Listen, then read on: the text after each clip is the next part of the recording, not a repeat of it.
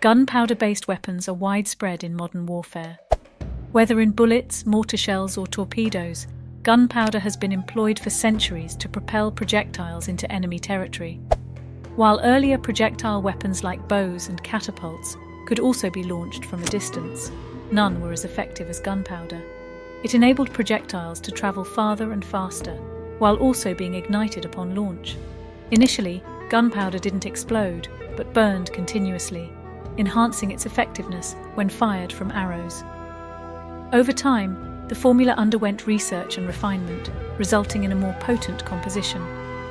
This development paved the way for early firearms and cannons. The Chinese utilized these technologies to repel the Mongols, who in turn utilized them to expand their conquests into northern Asia, Western Europe, and the Middle East. The Mongols' conquests played a significant role in disseminating knowledge of gunpowder weapons, ultimately establishing them as the cornerstone of modern warfare. Before gunpowder's advent in warfare, the Mongols and their cavalry posed a daunting threat to the Chinese. With only infantry, archers, and catapults at their disposal, defending against hundreds of mounted warriors was a formidable challenge. However, the introduction of gunpowder gradually altered this dynamic. While bows and catapults were enhanced by the addition of fire, it became evident that a new weapon was necessary. This need led to the invention of the first firearms. These early guns empowered foot soldiers to swiftly dispatch both men and horses. With increased barrel size, along with more gunpowder and larger projectiles, cannons emerged capable of breaching fortified walls with just a few cannonballs.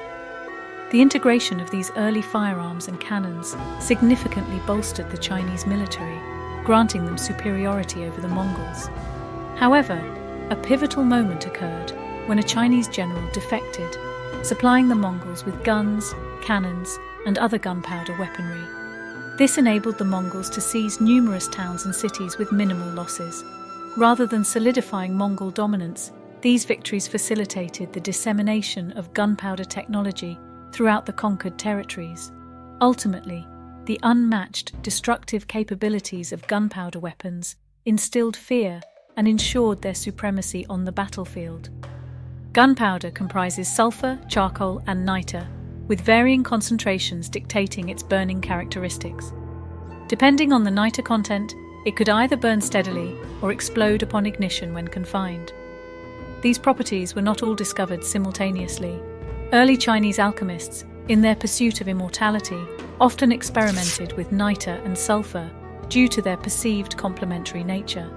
It's likely that niter-containing mixtures capable of exploding were created as early as the 4th century. The earliest documented evidence dates back to the 5th century, attributed to Hongjing Tao, who identified genuine niter by observing the purple smoke it produced upon burning. This indicates their knowledge of niter production and experimentation with it. However, the initial gunpowder formulations they developed were too reactive for practical use or storage. To mitigate this, they employed a temperature-lowering method prevalent at the time, which involved grinding sulfur and niter, placing them in a pot, and igniting carbon-rich materials like seeds or charcoal within it. Once the fuel burned off, they extinguished the fire, yielding temperature-lowered sulfur, a more stable variant that burned instead of exploding.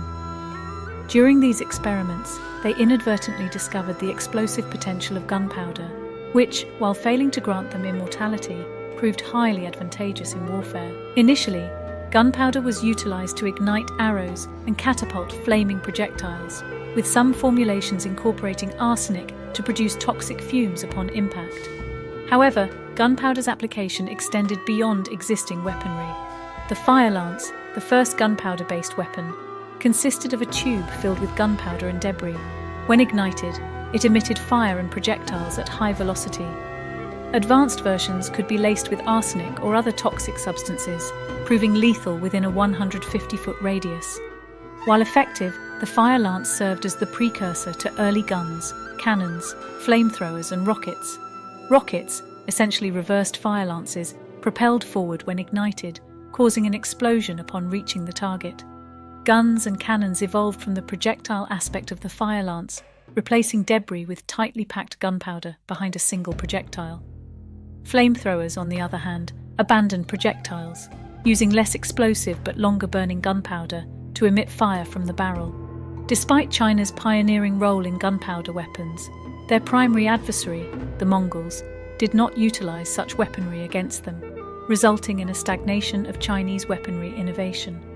However, with the introduction of firearms to Europe, constant conflict and widespread adoption spurred Europeans to develop more advanced weaponry. By 1500, these improved firearms reached China, prompting them to cease independent firearm production and instead purchase weapons from European suppliers. In China, dominance over their region provided stability, but also the risk of stagnation. Without significant competitors, there was little impetus for continual weapon advancement or exploration. A conservative emperor could hinder both technological innovation and expansion for extended periods.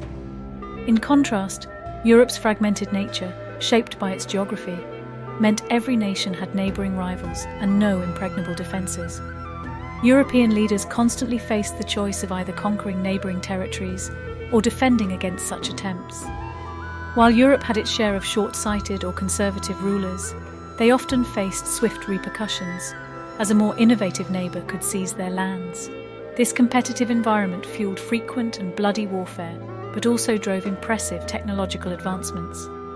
In summary, Europe's history of frequent conflicts necessitated continual weapon improvement, whereas China's stability and lack of significant threats led to slower innovation in weaponry.